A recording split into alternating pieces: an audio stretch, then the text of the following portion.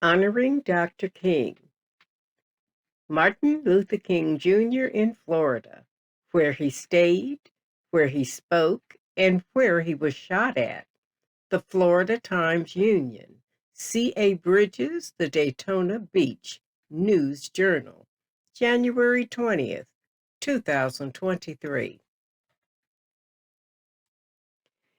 Bridges writes, Dr. Martin Luther King Jr. was a tireless advocate for civil rights in America, fighting to make Black voices heard amidst the racist oppression and violence across the country, and facing countless personal threats, harassment, and arrest before an assassin's bullet stopped his life but not his legacy.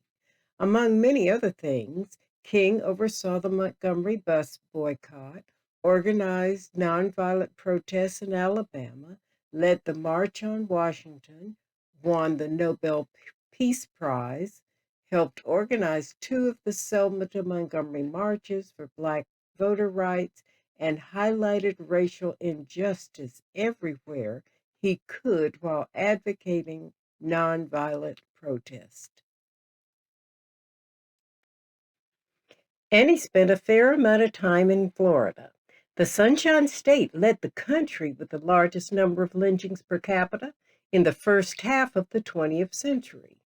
Mobs of white men attacked, burned, and devastated Black communities in Ocoee and Rosewood. Carver Village in Miami was bombed in 1951, and Harry and Harriet Moore were killed in a bombing on Christmas Eve in Mims the same year. Jim Crow laws prevailed, along with discriminatory housing and sundown towns, where Black people could work inside city limits but had to leave before nightfall. But marches and protests for civil rights and sit-ins at whites-only restaurants, businesses, and swimming pools and beaches increased and began receiving national attention. In the years leading to the Civil Rights Act of 1964, and especially that year, King came to add his powerful voice to the people here. Here's where King spent his time and efforts in Florida. Dr. Martin Luther King Jr. in St. Augustine, demonstrations, an arrest, and a bullet.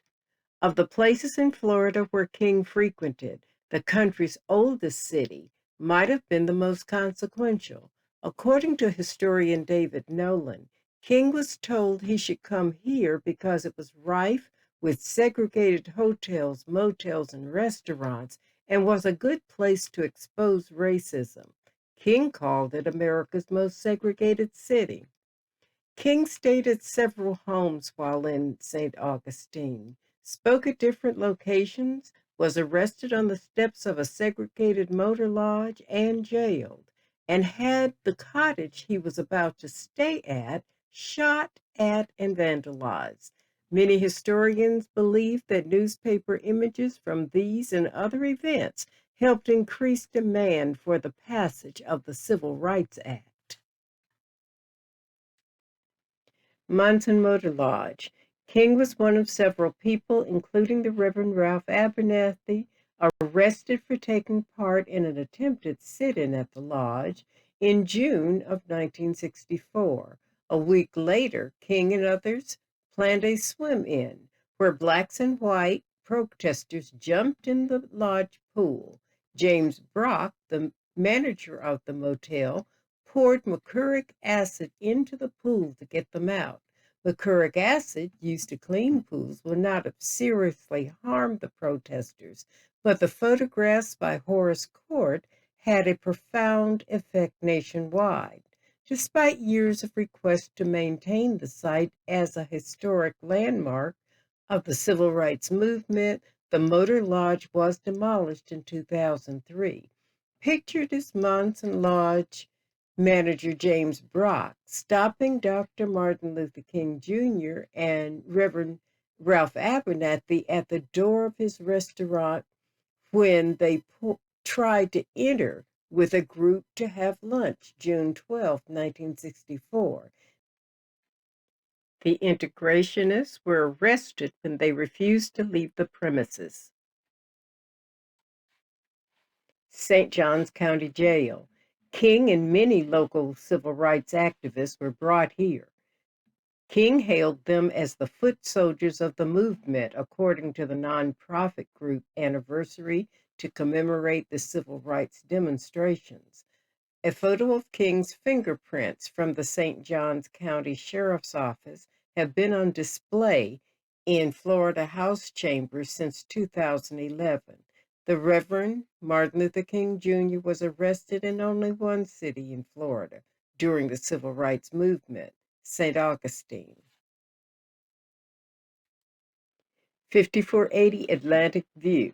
This was the winter home of missionaries who opened the house to King and to other members of the Southern Christian Leadership Conference. King, who stayed at different places around town to maintain his safety, had not arrived yet, but the St. Augustine Record got a tip he was there and printed the address. The house was shot at, burned, and vandalized in two separate attacks. A photo of King pointing to a bullet hole became one of the iconic images of the civil rights movement, according to the marker at the property, which is from the Accord Freedom Trail. St. Paul AME Church, Lincolnville. King spoke at this church during the civil rights movement, as did Jackie Robinson. Hundreds or more attended rallies at the church and also marched to the Plaza de la Constitution in downtown St. Augustine to push for civil rights. Pictured is Dr. Martin Luther King Jr. speaking at a rally in the sanctuary at St. Paul AME Church in St. Augustine on June 11, 1964. 81 Bridges Street. Cora Tyson hosted King and other prominent civil rights leaders many times during the 1960s. The Accord Civil Rights Museum, which honors King and many local civil rights figures, is across the street. Pictured is 81 Bridge Street, Cora Tyson's home, and signatures of visitors recorded in her family Bible. Dr. King spoke at a news conference at Hampton House in Miami in the 1960s. Historians believe that King delivered an early version of his famous I Have a Dream speech at the Hampton House in the 60s, 3 years before the March on Washington. Dr. King was the commencement speaker in May 1958 at what was then Bethune-Cookman College. On the bottom of the front page of the Daytona Beach Evening News was a story about King's address that day. The paper quoted King warning graduates that hate and bitterness will lead only to endless, meaningless chaos. One question I must ask: why would Governor DeSantis reject the proposed AP African American Studies class for Florida high school students? I would never dismiss the history of the people his parents hailed from.